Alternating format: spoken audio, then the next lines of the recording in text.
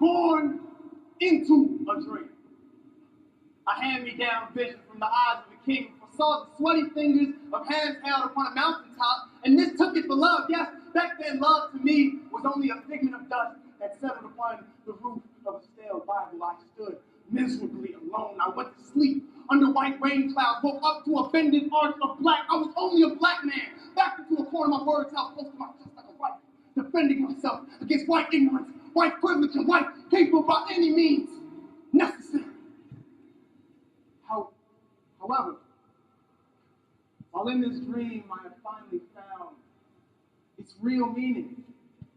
And I stand here today as a man who's finally bought in, not as a black man, yet as a man of color. I strive not to forget the past they made for me, but to remember the vision that they saw for my future, to be a person who pushes further and further away from a hostility towards ignorance. Yes, in this dream, I find the responsibility to embrace ignorance like a lost brother, to realize that at times this ignorance has an infant-like innocence that doesn't always need me to yell and scream at it. No. In this dream, I find the responsibility to seek, acknowledge, and pursue the love of all people by any means necessary. Go, Chris. Go, Chris. Don't mistake my skin color as privilege or apart from the dialogue. Don't write off my fight against racism as just model minority or yellow peril, but I'm sorry. Education has failed to instill empathy in all of us, so I take on the responsibility.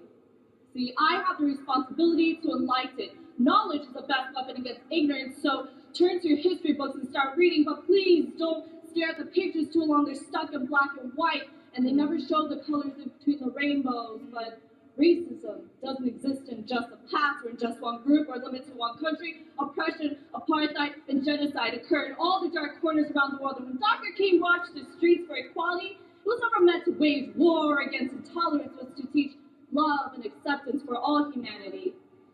Because those who walked along his sides were all colors of the human skin pigmentation. Voices rose together because we can't discriminate against sounds.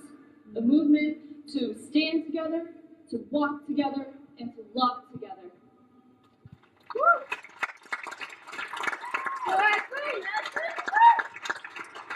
I'm more troubled than a sea storm and a hurricane in the eye of a cyclone. The revolution has begun without the security of feet firmly planted. My head first plunge in the glacial current reminds me that I'm breathing for the chance to speak. Despite the constant reminder that nothing changes on the island, brewed from self-hatred and calamity, I'm still coming out. See, Mama, there's no church in college, just Hendrix, and the temple on the corner whose gospel is liquid, whose preachers preach only over their latest conquest. There is nothing to grasp onto. No foothold, no armrest, just the endless unrest of an entity haunting past to hatred, driving the forceful torrents of passion of an oppressed people which have led me this far. I am speaking for the familiar tongues and faces I encounter because I know I have a responsibility to extend my hand, to expand my knowledge and exemplify myself. So you can see, as I reach into the depths of your hearts, past the preconceived notions of generational hatred. You are my brothers and my sisters. Woo! Woo! I'm white privileged with this stage, and cursed to inherit white ties to black genocide with AIDS, but change won't begin with affirmed bureaucratic actions. It starts with self-awareness. But not all are oppressed, though all can sympathize, so to stand, spouting discourses comparing inequalities just repeats regressive ideologies. See, we are all human.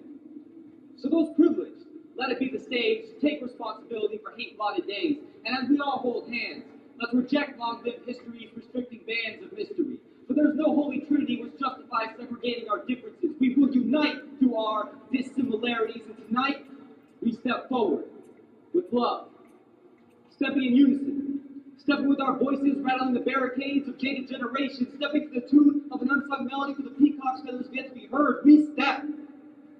A face from the space of colonial mimicry, balancing the weight of our present, which is pregnant with our future's future. Tonight, we all step. Because in dreams begin responsibilities.